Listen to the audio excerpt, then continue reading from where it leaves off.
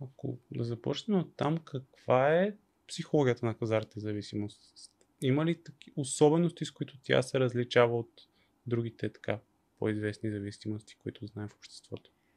Това, което е, разбира се, най-видното за хората е, че при тази зависимост няма вещество, няма външно вещество, което да влиза в организма на човека. И реално за това и хората са много объркани как е възможно тази зависимост да е толкова сериозна и те не я разбират като болест, каквато тя всъщност е. Някак си редовно чувам от роднини, родители, той няма волята да се справи или тя не желая явно да спре, което никак не е така. Друго нещо, така, може би важно да се каже по темата е, че това е единствената зависимост, при която има, ако мога да го нарека, изтрезняване.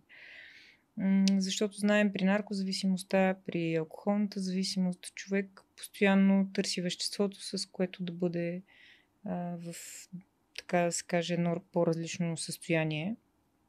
Докато при хазарта, в момента, в който парите свършат, идва момента, Боже, какво направих?